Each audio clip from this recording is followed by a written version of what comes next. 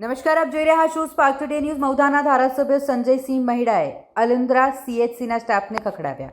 મૌધાના ધારાસભ્ય સંજયસિંહ મહિડા આજે અલિન્દ્રાના સીએચસી પર અચાનક વિઝિટ કરવા પહોંચ્યા અને ત્યાંની સ્થિતિ વ્યવસ્થિત ન લગતા ધારાસભ્યએ સ્ટાફનો ઉધડો લેતા કહ્યું કે એક પણ ગરીબને તકલીફ પડી તો હું નહીં ચલાવી લઉં।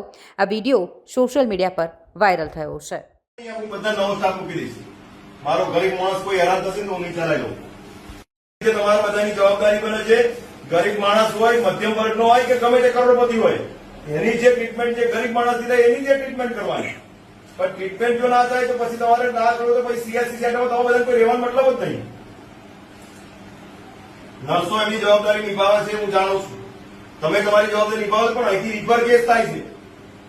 અહીં જેટલા ખાટલા હોય છે એનાથી ડબલ ખાટલા સરૂર પ્રાથમિક આરોગ્ય કેન્દ્રની અંદર હોય છે। સીએચસી સેન્ટરની અંદર એટલા ખાટલા નહીં હોતા, એનાથી વધારે ખાટલા સલૂનમાં હોય છે।